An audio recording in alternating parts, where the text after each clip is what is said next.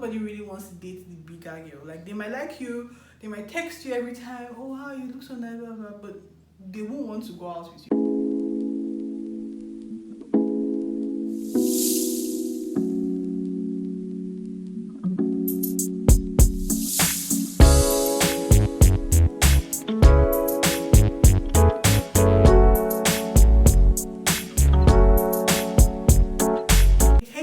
Back to my channel and welcome back to a new episode of This Thing Called Life, a series where I invite guests over and we talk about various aspects of our life. Today I have another guest with me, as you guys can see. Her name is Esther and we've known each other for 10, 11, 13, I don't know, but basically when I started my senior secondary school, that's when I knew Esther. And to think that we're not even friends at that point in time, we used to argue. Honestly. So, yeah. Esther, please introduce yourself. Alright guys, hi, I'm Esther and I'm a fashion designer and I'm also a YouTuber based in Abuja. My channel is called Light Personified. I hope you guys go check it out. Like she said, we've known for quite some time. I don't know how long we've known. But we had a lot of arguments back and forth before we finally decided that friendship was the best way to go. So, well, that's me. Yeah, so in today's video, we're going to be talking about insecurities. Like from our young age till now and how someone dealing with insecurities can like maneuver the situation. But before we start, I want to ask you a question, and that is, how has life been? Yeah, well, life has been a roller coaster. It's been, I think generally for a lot of people, life is a roller coaster. Like there are some highs, there are some lows. Well, right now, life is definitely a roller coaster that is, I know I'm finally climbing out of the low of the roller coaster. But anyway, she knows about that. You guys don't know about that. So anyway, but that's basically how life has been. It's been okay. It's been a mixture of good, bad, ugly, but we move, and I'm just thankful for how far God has brought me, and He has really helped me. He has really helped me, and I'm grateful. I'm so thankful that you're thankful for that. Because that might not have made sense, but I'm so thankful for you accepting your situation right now, because there's really nothing you can do. And that brings us back to what we're saying, insecurities. I have always grown up with I won't say grown up, because in primary school I wasn't the most insecure person. I was very out there. I was the most outgoing person. You don't need to invite me for something, I'm already there. Honestly. You don't need to call me out for something. You just see Chika standing in front like, well, you guys just have to put me inside there. But then I went to secondary school and everything just faded. I became very timid. I became very scared. I became very, like the word says, insecure about everything. I just felt like I was weird, and that's because like I was one of the biggest people in my set when I was growing up. I'm not even like big like fat, just big like huge. Tall. Like I was tall, I was fat, so like I obviously looked older than everybody my age, and I was probably like one of the youngest. But I was already big from an early stage in my life, so yeah. And now it carried on with me to uni and presently right now. But even at that now, I'm practically one of my biggest friends. When I'm in any friend group, I'm always one of the biggest people. That was just how I grew up. So yeah, how you say like insecurity, like have you dealt with your own insecurities? How has insecurity been for you? Well, yes, I've definitely dealt with insecurities, and I believe like everybody has had insecurities in one way or the other. Like even people that we feel are so fine, are so perfect, they themselves may have an insecurity about something. So I think everybody has insecurities, and like she mentioned, in primary school, even like personally, I also had, like I was fine, like I knew that okay, I am, because my parents would always say I'm a beautiful daughter, so I was like, I am a beautiful daughter, I'm a beautiful girl. But then, you know, when you now enter like senior secondary school and all that, I think before, when people say, oh, you're ugly, you just probably tell them, hey, you're ugly too, back, or yeah. my mommy say I'm not ugly, You or those really kind of things. enter you. But then when you now start like becoming an adult and you're seeing like other people, you start seeing other people, and then you ugly. you start having that believing, need that maybe people need to validate you or something, and then when people say you're not fine, you don't meet or the standard, you don't meet a certain standard, you're not slim, you're not fair or something, like you start feeling like, oh, maybe there's something wrong with me. And I guess we'll talk about that more in this video. Yeah. Talking about beauty standards, I feel like social media has made it a very big thing, where everybody has to have a certain body image, everybody has to look a certain way, everybody has to have reach the beauty standards, everybody has to they want us to just look like dolls, the same creation, the same face, the same body, the same makeup, the same hair, the same clothes. Like, everybody wants to look the same. And you really can't fault anybody. Like, you can see now, there was a time where BBL was reigning. Like, everybody wanted to have that big hips, small breasts, small, tiny waist, because, like, the Kardashians and everybody. And now the Kardashians have gone to remove their bottom. And they're like, but they've really got it wide. Yeah, it's just weird. Now, I feel like the new body or beauty standard now is like having the toned body. Your body is like muscular, like say you have the abs, you have the thighs, you have like mini muscles. I feel like that's the new beauty standard now. What would you say? Do you think social media actually plays a role on body image and beauty standard? I think before social media there was magazines and maybe television, and I think then the television most times is news you're watching, and then the magazines will have model, slim body, and like you're like, oh wow, this is the perfect shape. But now it's social media we have, and social media basically is not just within your locality, it's like the entire world that is on social media. So when you see that so many people are fitting a certain body type, or certain celebrities are looking a certain way, there's that tendency to feel that that is the way I should look. And the truth is that God created us in different ways. God created us with different beauty types. Like, we're not meant to all be the same. We're meant to be different in one way or the other. So trying to fit a certain stereotype or a certain body type is not the right thing, because there's a reason why you are the way you are, and you should love yourself the way you are. So. And it's so funny because I was watching this TikTok here, and she was talking about like women's bodies in all the years. Like, you could see that in the 1960s or in the 1950s, they were more plumper. Like, you had to be big to show that you can woman. Exactly like I can. Then I feel like the next decade you have to be skinny, like skinny. Then there was the other decade you have to have like wider hips. Like, our body image is always changed. Like, we always have a new trend for our bodies. Whereas when you see like the men, God forgive me if you're watching this, like, they don't have any beauty standards. I feel like that's really true. I feel like their only beauty standards right now is just to have beards. They don't have any. Yeah, and then I think maybe. And in fact, some are like being fine. It's not as if like they're not trying to. They're all fine. Like, their own beauty is not related. It's not like, oh, this is what is going. Like, you have to look this certain way.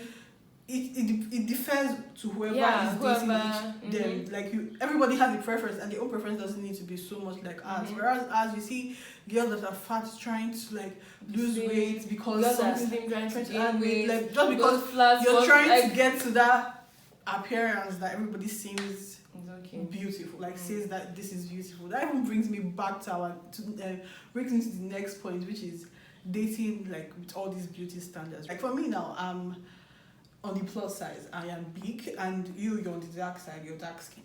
Do you think being on this, let's say I won't say spectrum because it's not like something bad, but do you think when you're plus size or when you're dark skin, it's harder for you to find a guy because the beauty standards right now are like chocolate skin, well-built body, you have to look a certain way? Do you think it makes it hard for you to find life partners or relationships because you're not in that? Well, I don't think I've ever thought that way, because I don't know, like in senior secondary school, in fact all through secondary school, personally I didn't even feel like, oh, I needed to date anybody, because for me, it was like, if this guy cannot spend money on me, like if he cannot have the freedom to spend money or to buy something for me, and then he'll not be telling me excuse like, oh, the hostel parents seized it from me. Like if that's the excuse, I'd rather not be in a relationship. Honestly, that was what was in my mind at that time. So I didn't even bother. So in senior secondary school, it didn't really occur to me, and I think by the time I got to university, it was more, I was like, anybody approaching me should probably be looking at my character rather than like what I have around me. Yes, I had heard so many times that, oh, I'm flat, I don't have big boobs, I don't have big bum bum, I don't have big hips. Like I'd heard it very well, so I knew. So I was like, if you are looking for me, you're definitely not looking for that. You're not looking for light skin, because I am far from that. You're not looking for maybe the most beautiful girl. So like I was like, I already knew what I had, and I was like, whoever is coming to me should already have that in his mind, and I cannot be trying to change myself for anybody. So I guess maybe that's what dating in university kind of helped me with, because I already knew what I had to offer, and I wasn't really into like change myself to fit into any guy's picture of a perfect lady. So yeah, I think that's my own idea on. For me, in university, I was like the more figured person. Now I'm fatter, but in university I was more on the hips. The hips are showing. Sorella. The tummy is not flat, but it's not big. It's just, I looked really, I'm not going to lie, I looked really good in university. So I could understand, like, for me, when during dating at that time, I felt like everybody that was dating me just wanted to date me because, oh, your body is nice. That's what I felt like. But then, now, dating me, I feel like it's very hard for me to find somebody, because I don't know, maybe just my mind telling me stuff. I feel like nobody really wants to date the bigger girl. Like, they might like you, they might text you every time, oh, how you look so nice, blah, blah, but they won't want to go out with you. They won't want to be like, oh, let's go out on these dates, because you're not the ideal standard. So that's what I feel like. I can't remember the last time I went out with a guy, because that stops at the, okay, let's go out today, and then on that day something always comes up, and then you're just like, fine. Or like when you go out with people, like I never expect to be the person that people talk to. I just got it like, oh, I'll just with you, like, but I know that you're just listening to me as my friendship level. It never goes to the let's start dating. No, but for you guys that are watching, she's very, very ready. I love very ready. Anyway, like my point is just that, like, she's a really, really good person, and she's the kind of person that you would love to know. She's one of my very good friends, and she's always there for me. So if you're looking for someone that is always there for you, I can't believe she's marketing me on my channel. If you're looking for someone that's always there for you, you have someone here. Please. You can slide into her comment section and tender your application. Also on topic of like you being dark skin, me being plus size. For you now, how you say being dark skin was while growing up? Well, in my early years, like I mentioned before, my parents had already said, dark is lovely, dark is beautiful, black is beautiful. So they kind of filled my head. Is it filled? Yeah. They filled my head with that, and I was like, okay, I'm a beautiful girl, I'm dark. I didn't see dark being a problem. Was when I entered senior secondary school, I got a lot of names, because then fair and like light skin fair was the ideal, and not even just in school, like even when you watch movies and everything, you see that the white ladies or the light skinned ladies, like everybody wanted to be light, and then the half caste in quotes, like everyone wanted to be a half caste. Like I remember in school even talking, because like I remember talking to my friends that, oh, I like to marry white guys. Yes, you know, I went through that stage. So I'm like, I like marrying white guys, so my children will be like half caste. They have good because hair. Everybody wanted, like, if you go to secondary schools and you see those biracial people, they were always the ones that get more favors, like teachers like them, everything. Like, they'll make them the queen of the house. They like were always getting me, more I was always the one that will match with all my strengths. They will not pick me as queen. They can never. So So like everybody, like because of what we saw then, like I wanted to have a white guy as my ideal person, So but then so that that my children exactly would be light skinned. But as time went on, obviously in secondary school, a lot of groups, black girl, I can't remember Blacky Locks. I'm not going to lie because I think I even called Esther Blacky Locks. Blacky Locks, so like a lot of people. Because it was so normalized. Yeah, everybody used to call me black girl. So at the point, I already knew, like I got used to the name. So it didn't even pay me anymore. Like, oh yeah, hello, hi guys. So I guess maybe as time went on, I got comfortable with being dark, and I was just like, oh well, at least I think for me the solace I had was the fact that people will come to me because they actually want to know me, because there were already so many things deterring people away from me. That's my skin color, my body type, like there are so many things. So I was happy that at least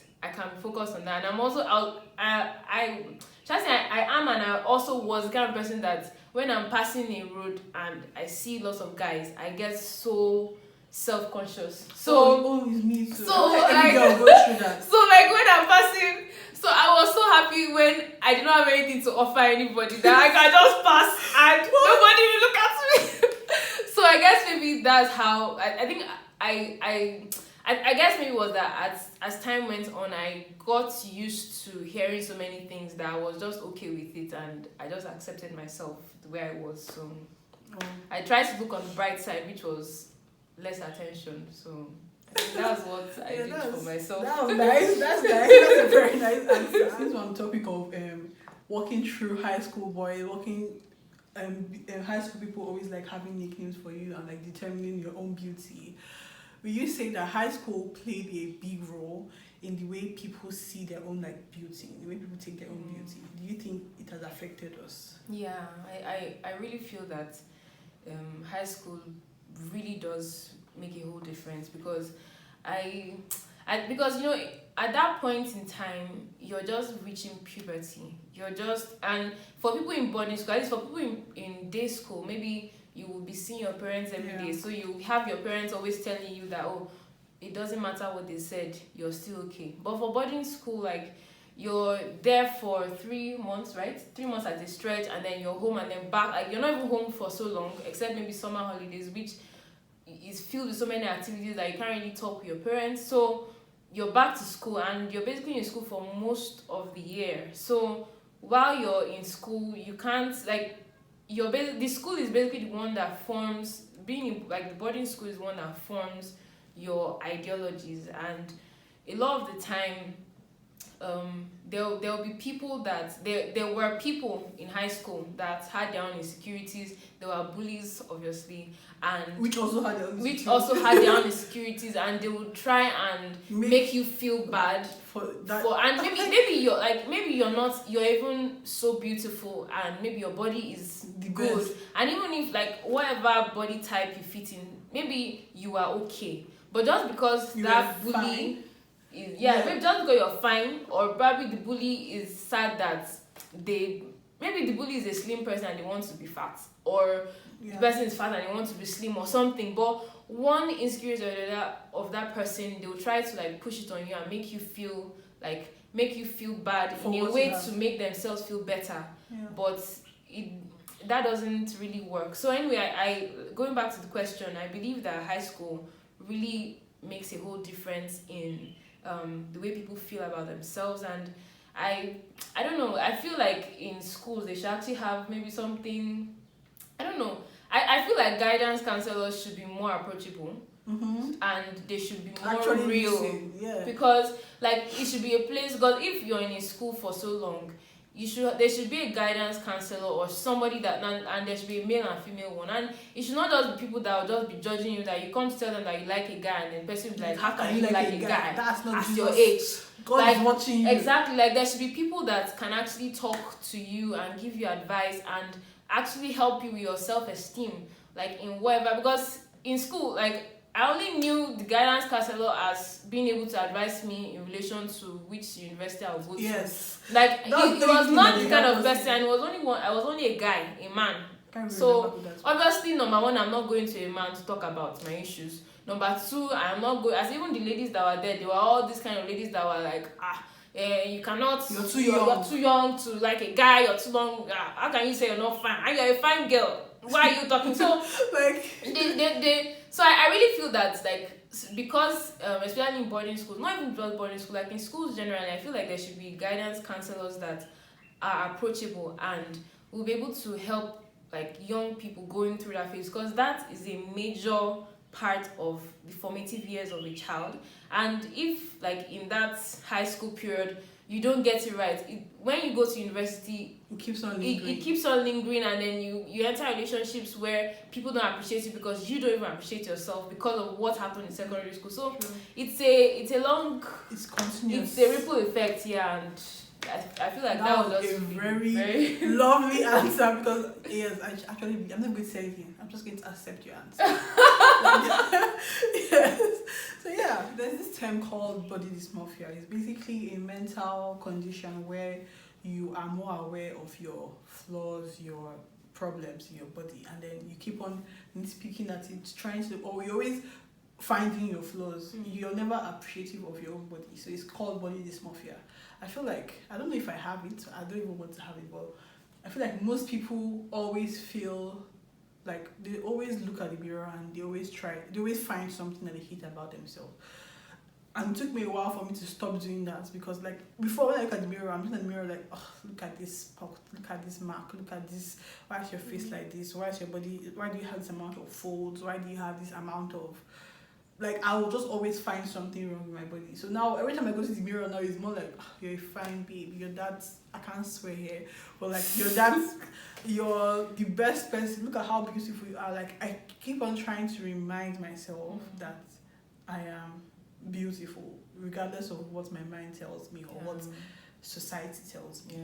So have you heard of the term body dysmorphia? No, you're telling me for the first time. Okay, so when you even mentioned body dysmorphia, like, thank God she's explaining, because I don't even know what it means. But I think it's actually a thing, and I guess maybe what you're doing is already okay. And I like, for people who may have that like have body dysmorphia, I think maybe, like you said, the best thing is just to like tell yourself that you're good and try to look at the best things. Maybe for the first few periods, avoid the mirror and just be talking to yourself. Then maybe after some time, when you start seeing yourself in the mirror, start telling yourself certain things. Like for me, I'm a very hairy person. I'm hairy in so many places that I don't want to be hairy.